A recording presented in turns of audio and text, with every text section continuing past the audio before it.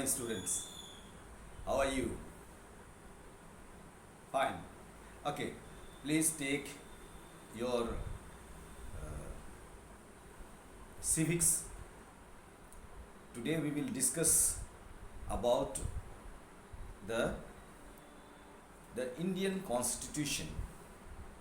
And in this lesson, we have discussed about the nature of the state, sources, natures, directive principles of state policies, and all that. Today we will discuss the features of the Constitution. What is the features of the Indian Constitution? And lastly, the organs of the government. So there are 2 points of our discussion today: features of the Constitution and the organs of the government. So some of the features of the constitutions that Indian Constitution has stated is that India has a federal form of government and power is divided between the states and the center.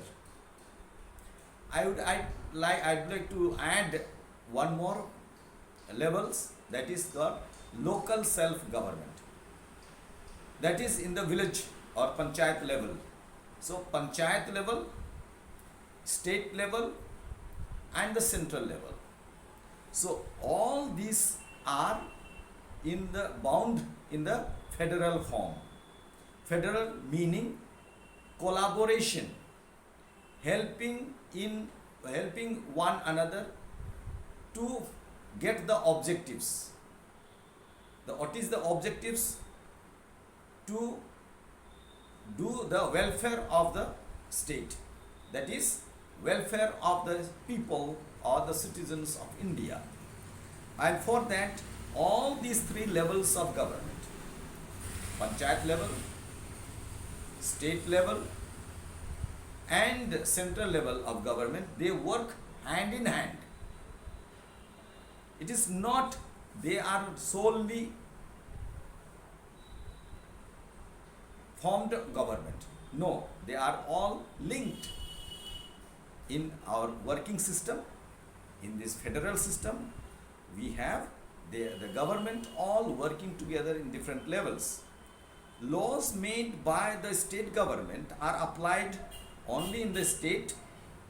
Laws made by the center government applies all over the country. So central government sees the welfare of the whole nation, and the state government sees the welfare of the particular state. So that is the system of Indian government, federal form of government. Next one is the parliamentary system. So the Constitution of India provides for the parliamentary form of government in India. This means that the real executive power rests with the Prime Minister and the Council of Ministers.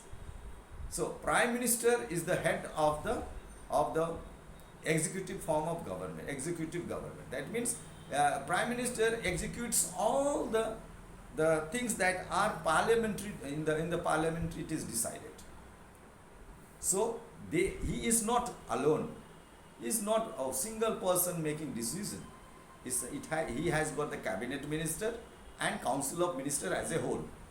So this means that the real executive power rests on the Prime Minister, not on the President or any other ministers. So, and the President is the only nominal head.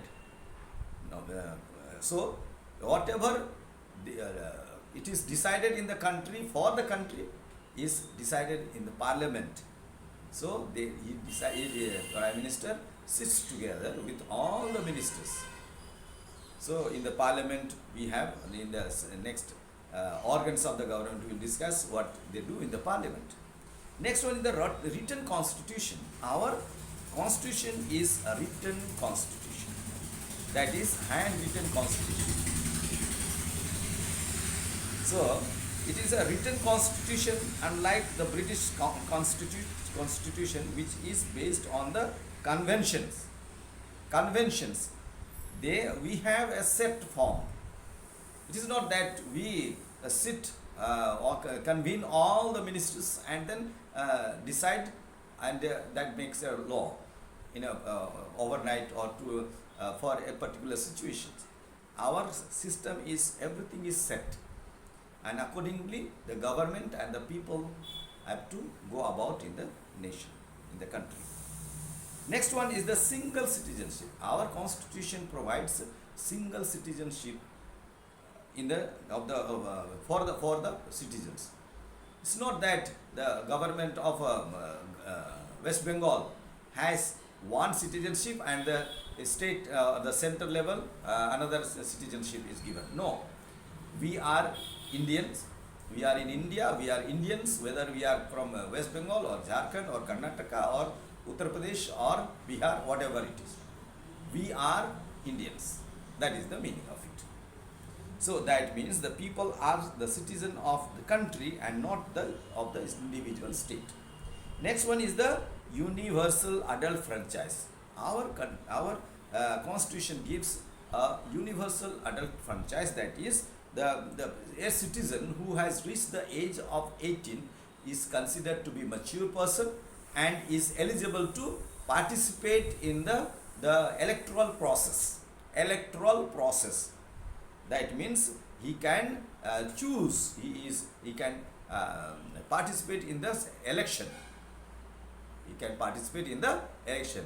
He can have the voter ID and then go to decide in whether who will be the leader. So he has the right to choose the leader, elect his representatives.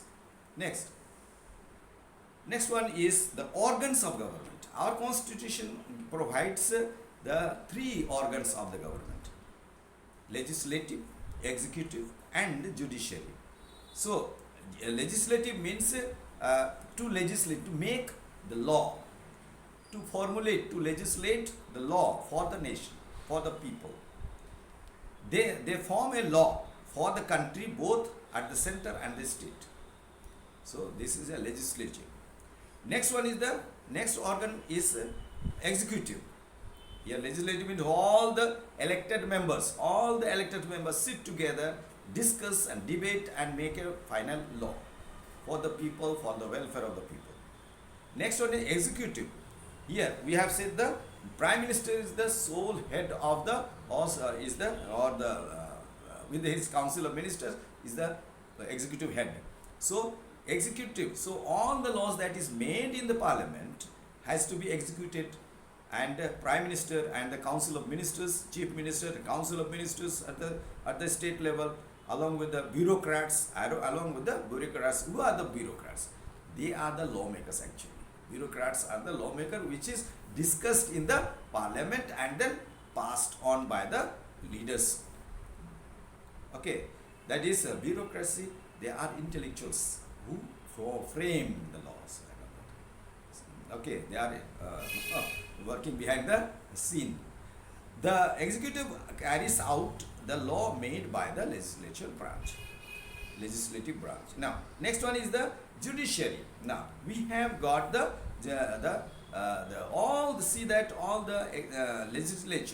legislative law that is passed on has to be executed, and when in the carrying out of the or executions, if there is anything, the judiciary interprets the law. He gives who is right and who is wrong, who decides. So judiciary interprets the law. That is the meaning. So the judiciary dispenses justice, who is right and who is wrong. The Supreme Court is the ultimate guarantor of the fundamental rights and fundamental duties also, and the guardian of the guardian and supreme interpreter of the Constitution. So Supreme Court. So we have got. So let me tell here that we have got in the village level Nyaya Panchayat, In the state level, we have got the High Court. Usually, in the district level, we have got the lower court. In the state level, we have got the High Court, and in the central level, the national level, we have got the Supreme Court. So, Supreme Court is the highest court in our country. Okay. Apart from that, the judiciary also functions as a arbiter and dispenser of the justice. Arbiter means someone who makes the judgment, solves the problem, and by debate or argument. Next one is a dispenser, the source from where the justice is drawn out. That is a dispense. It pass on judgment. That is meaning. Next one is the fundamental rights and fundamental duties. We have discussed broadly. The directive principles of state policy are the guidelines given by the constitution to the government, whether state government or the national government at the center, to do the welfare of the nations, welfare of the people or citizens. Now, our constitution also gives the opportunity, a chance to amend the law. If any law is not fit for a particular situation, particular this one, place, region, people, then that has to be amended, because that law has been made according to the people's need and then welfare, good of the people. But some laws which have to be amended or little bit changed,